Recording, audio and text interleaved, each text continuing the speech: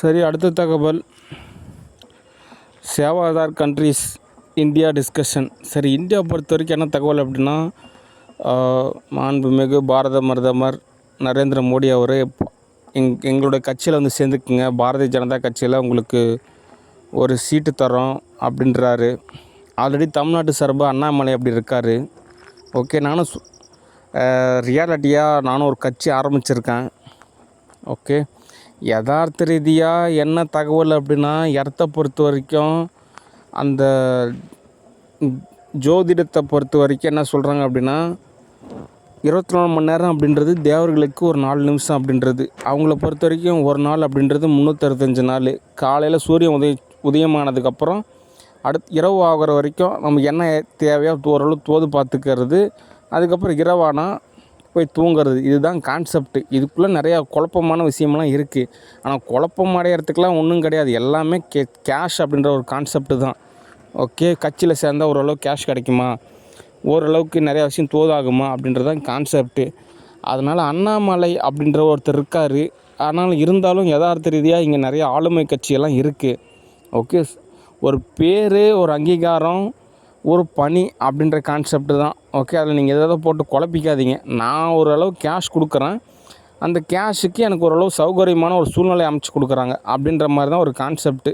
Okay, அதனால் நான் போய்ட்டு அந்த கட்சியில் சேர்றதுனால நான் அப்படியே எனக்கு இல்லங்காமல் அப்படியே மந்த்தான ட்ரில்லியன் கணக்கில் கேஷ் கிடைக்கும் அப்படின்லாம் ஒரு கான்செப்டே கிடையாது. நான் என் சொந்த காசை செலவு பண்ணுறேன், அதுதான் கான்செப்ட்டு.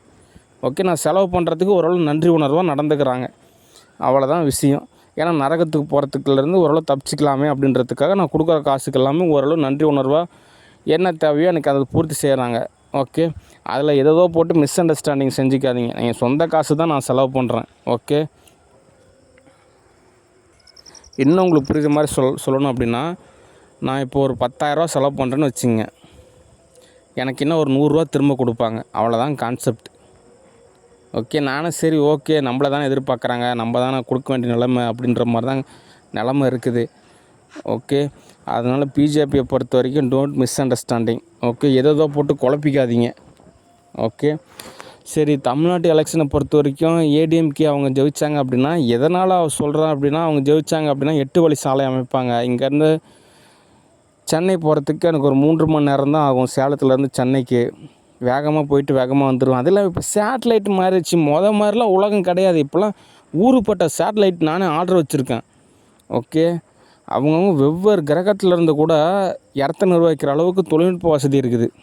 ஓகே, கூகுள் மேப் இருக்குது. எவ்வளவோ தொழில்நுட்பம் இதோட பல மடங்கு அப்பர் கண்ட்ரீஸில் இருக்குது. இன்னும் பல மடங்கு இருக்குது. அதெல்லாமே வெயிட்டிங் லிஸ்ட்டில் இருக்குது. அதனால் தொழில்நுட்ப வசதியால் அங்கே இருக்கக்கூடிய நிலம், அங்கே இருக்கக்கூடிய மக்கள், அங்கே இருக்கக்கூடிய கான்செப்ட் எல்லாத்தையும் ஈஸியாக நிர்வகிக்கிற அளவுக்கு தொழில்நுட்பம் இருக்குது. ஓகே, அதனால் ஏதோ போட்டு குழப்பிக்காதீங்க. ஓகே, அடுத்தவங்க நிறையா பாலம் கட்டுவாங்க, நிறைய இடத்துல ரோடு அமைப்பாங்க. அது இல்லாமல் இந்த படித்து வேலை இல்லாத இருக்கிறவங்களுக்கெல்லாம் நிறையா ஓரளவு தோது செஞ்சு கொடுப்பாங்க. இப்போ நானே ஒரு திட்டத்தை வகுத்து வச்சுருக்கேன். ஓகே, இதெல்லாம் கிங்டம் அமைகிறப்போ நான் செயல்படுத்தலான் இருக்கேன். என்ன திட்டம் அப்படின்னா, அந்த எம்ப்ளாய்மெண்ட் ஆஃபீஸ் அப்படிம்பாங்கள்ல, அதே மாதிரி தான் ஒரு திட்டம், வேலைவாய்ப்பு மையம்.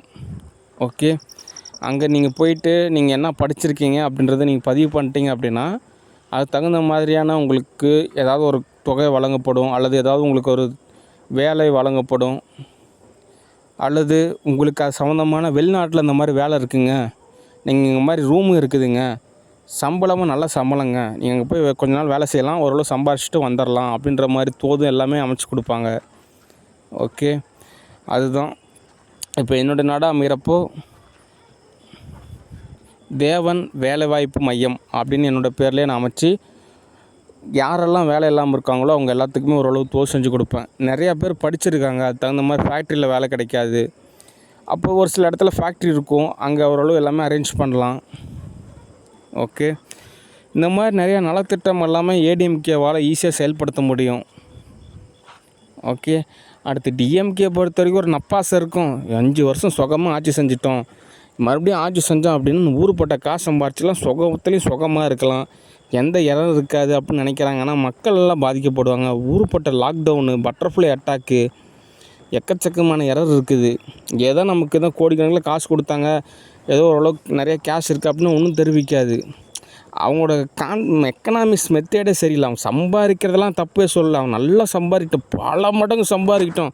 சுவிட்சர்லாந்து பேங்கில் இவங்க தான் நம்பர் 1 பணக்காரனாக கூட இருக்கட்டும், அதை பற்றி யார் எதுவும் கவலைப்பட போகிறதில்ல. ஆனால் இங்கே சோத்துக்கே வழி இல்லாமல் இருக்கக்கூடிய நிலைமை தானே ஏற்பட்டிருக்காங்க. இவங்க நல்லா இங்கே இருக்கிறவங்கெல்லாம் அப்படியே பணக்காரங்களாக மாற்றிட்டு இவங்க போய் சுவிட்சர்லாந்து பேங்கில் போய் எவ்வளோ சேர்த்து வச்சா நமக்கு என்ன கவலை, சரிங்க இவங்க நாடு நல்லா இருக்கா, ஓரளவு தோதான் அமைச்சிருக்காங்களா, ஓகே அப்படின்ற மாதிரி சொல்லலாம். இவங்க மட்டும் இவங்களோட சுகத்தை தான் பார்க்குறாங்களே தவிர மற்றவங்கள ரணப்படணும்னு நினைக்கிறாங்க. அது சரியான மெத்தடே கிடையாது. ஏன் அப்படின்னா அது ரிட்டர்ன் பாலிசி வந்து 0வாக மாறிடும். ஏன் அப்படின்னா நம்ம நன்மை செஞ்சு தான் திரும்ப நன்மை கிடைக்கும். நம்ம ஒரு தீங்கு செஞ்சோம் அப்படின்னா திரும்ப நமக்கு தீங்கு தான் கிடைக்கும் அப்படின்ற கான்செப்டே அவங்க புரிய மாட்டேங்குது. அதை நம்ம சொல்லி விளக்கிட்டு இருந்தோம்னாலும் தோதாகாது. ஓகே, இதில் என்ன ஒரு கொடுமை அப்படின்னா அந்த காட்ஃபாதர் 3 படத்தில் வர மாதிரி தான். ஒரு கல் தண்ணிக்குள்ளேயே இருக்குமா, ஆனால் அந்த கல்லுக்குள்ளே அந்த தண்ணி போயிருக்காதான் எத்தனை வருஷமானாலும். அதே மாதிரி தான் இவங்க தமிழ் மன்றம், தமிழ் அப்படி செம்மொழி அப்படி இப்படின்றாங்க. ஆனால் தமிழ்நாட்டில் இருக்கக்கூடிய மக்களோட உணர்வு அவங்க புரிஞ்சிக்கல. தமிழ்லேயே அவங்க மொழியே அப்படி இப்படின்னு சொன்னாலுமே அந்த தமிழ் சார்ந்த உணர்வு அவங்களுக்குள்ளே போகலை. அதுதான் ஒரு விஷயமா இருக்குது. ஓகே, இத்தனை வருஷம் தமிழ் மன்றங்க, தமிழ் பேசுகிறேங்க, செம்மொழிங்க, புத்தக வெளியிடுங்க, நூலகம் அப்படின்லாம் சொல்கிறாங்க. ஏதோ வகையில் திரைப்படத்துறை அப்படிலாம் சொல்கிறாங்க. ஆனாலும் தமிழ் சார்ந்த உணர்வு அவங்களுக்குள்ளே போகலை. ஒருவேளை அவங்களுக்குள்ளே போயிருந்தாங்க அப்படின்னா இந்நேரத்துக்கு வள்ளூர் படம் முடிஞ்சிருக்கும், எனக்கு ஓரளவு கேஷ் கிடச்சிருக்கும், தமிழ் சார்ந்த நிறையா கலை நிகழ்ச்சியில் நடத்தப்பட்டிருக்கும். ஓகே, நான் கூட உங்களுக்கு விருது எத்தனை சர்டிஃபிகேட் வேணும் நானே உங்களுக்கு பிரிண்ட் பண்ணித்தரேன், எத்தனை கோப்பை வேணும் நானே உங்களுக்கு ரெடி பண்ணித்தரேன், எத்தனை இடத்துல மேடை அமைச்சு விழா நடத்தி நான் கூப்பிட்ட எல்லா ஸ்டார்ஸுமே வருவாங்க. இந்தியாவில் இருக்கக்கூடிய லெவலில் இருக்கக்கூடிய எல்லா ஸ்டாருமே வருவாங்க. அவங்ககிட்டே நான் சொல்லி உங்களுக்கு விருது வாங்கி தரேன். ஆல்ரெடி உருப்பட்ட விருது வாங்கி கொடுத்துருக்கேன். பத்ம விபூஷன், பத்மஸ்ரீ, எக்கச்சக்கமான விருது சென்ட்ரல் கவர்மெண்ட்லேயே கொடுப்பாங்க. ஓகே, அதனால் அந்த விருது வேணும் அப்படின்னா அது நம்ம ஈஸியாக செஞ்சு கொடுத்துக்கலாம். ஓகே, ஆனால் இருந்தாலும் உள்ளார்ந்த ஒரு உணர்வு இருக்கணும்ல. ஓகே, அதனால் ஏடிஎம்கே பொறுத்த வரைக்கும் கொஞ்சம் டல்லாக தான் இருக்காங்க. ஏன்னா ஒரு தனியாக ஒரு ஆளாகவே போராடிட்டு இருக்காரு. ஆனால் அவர் ஜெயிச்சா நமக்கு இவ்வளோ பெனிஃபிட் இருக்கும். ஒருவேளை ஆக்டர் விஜய் அவர் செய்வார்னு கேட்டால் அது ரியாலிட்டியான ஸ்டேட்டஸுக்கு கன்வெர்ட் ஆகணும். ஓகே, அந்த வகையில் ஒரு கொஸ்டினாக இருக்குது. நான்லாம் ஒருவேளை ஆக்டர் விஜயாக இருந்தால் நேரத்துக்கு அவங்க ஒரு டாக்டர் ஒருத்தருந்தாங்க, நேரத்துக்கு மேரேஜ் செஞ்சு கொடுத்துருப்பேன். ஓரளவு இணக்கமான ஒரு சூழ்நிலையை அமைச்சு கொடுத்துருப்பேன். ஓரளவு வறுமை இல்லாமல், கொடுமை இல்லாமல், சித்திரவதை இல்லாமல், பரிதாபமான ஒரு சூழ்நிலை இல்லாமல், ஓரளவு என்னென்ன தேவை இருக்கோ அந்த தேவை எல்லாமே ஓரளவு பூர்த்தி செஞ்சு கொடுத்துருப்பேன். அதுக்கப்புறம் ஈஸியாக ஜெயிச்சிடலாம். இவங்க எங்கெங்கேயோ போய் தேவையில்லாத செலவெல்லாம் செய்கிறாங்க. அதெல்லாம் கன்வெர்ட் ஆகி திரும்ப ரிட்டர்ன் ஆகாது. ஓகே, கௌரவம் அப்படின்ற பேரில் எது நிஜ கௌரவம், எது பொய் கௌரவம் அப்படின்னே உங்களுக்கு புரிய மாட்டேங்குது. அதனால் எல்லாமே ஓரளவு காணல் நீர் மாதிரி தான். ஒரு வேளை கிடைச்சா லக்கு அப்படின்ற கான்செப்ட்டு தான். ஓகே, ஆனால் ரியாலிட்டியாக நமக்கு ஒரு கேஷ் கிடைச்சா தான் அது நிஜம். ஓகே, ஏன்னா ஏட்டு சுரக்காய் கறிக்கு உருவாது. ஓகே, அதனால் நம்ம ஒரு மைனஸு அப்படின்னு சொல்ல முடியாது. ஓரளவு செஞ்சு கொடுத்துக்கிட்டே இருந்தோம் அப்படின்னா அதுவுமே தோதாகாது. ஏன் அப்படின்னா ஒருத்தரை மையப்படுத்துகிறப்போ அவர் வந்து யூனிவர்சிட்டி அளவு படிச்சிருக்காரு, அவர் வந்துட்டு எல்லா வகையிலும் குவாலிஃபைடாக இருக்கார் அப்படின்னு கேட்டால் ஒரு கொஸ்டின் தான். ஓகே, ஒரு ரோபோட் அப்படின்றப்போ நம்ம எந்த அளவு ஒரு சாஃப்ட்வேர் இன்ஸ்டால் பண்ணுறோமோ அதை பொறுத்த ரிசல்ட்டு கிடைக்கும். ஓகே, அதனால் எனக்கு தற்சார்பு, சுயசார்பு, தன்னுணர்வு, நுண்ணுணர்வு, நுட்பமான தன்னிலை சிந்தனை மேம்பாடு உள்ள ஒரு மேன்மையான நபர் அப்படின்ற ஒரு நிலையில் தான் எனக்கு தேவைப்படுறாங்க. ஓகே, அப்படின்றப்போ நிறைய விஷயம் தோதாகும். ஓகே, இப்போ நான் ஒருத்தனே எல்லாத்தையும் நிர்வகிக்கிறதுனால எனக்கு அப்படியே ஒரு பெருமை, ஒரு கெத்து அப்படின்ற மாதிரிலாம் கிடையாது. ஓகே, நானும் இன்னும் நிறைய விஷயம் கற்றுக்கணும். எப்படியாவது ஸ்போக்கன் இங்கிலீஷை கற்றுக்கணும், எப்படியாவது அந்த CC+ லாங்குவேஜ் இன்னும் முழுமையாக கற்றுக்கணும், எப்படியாவது நிறைய லாங்குவேஜஸ் கற்றுக்கணும், எப்படியாவது ஒரு டிகிரி வாங்கணும். எனக்கு நிறைய படிநிலை இருக்குது. ஓகே, அதனால் யதார்த்த ரீதியாக அந்த பாலிடிக்ஸ் அப்படின்லாம் போட்டு குழப்பிக்காதீங்க. அதெல்லாம் காலையில் சூரியன் உதயம் ஆனதுக்கப்புறம் ஓரளவு தோது பார்த்துக்கிற ஒரு பணி தான். ஒவ்வொருத்தருக்கும் ஒரு கர்மா செயல் அப்படின்ற மாதிரி கான்செப்ட் தான். ஓகே, அதனால் டோன்ட் மிஸ் அண்டர்ஸ்டாண்டிங். எல்லாம் அவங்களுக்கு என்ன தேவையோ அந்த தொகையெல்லாம் கொடுத்துட்டேன். ஓகே, அதுக்கப்புறம் வெற்றி தோல்வி அப்படின்றது அந்த சூழ்நிலையை பொறுத்துது. ஓகே, சரி. அதனால் நான் வீடியோ ஸ்பீச் பேசலை அப்படின்றனால ஏதோ வகையில் தோது பார்க்கலாம் நினைக்காதீங்க.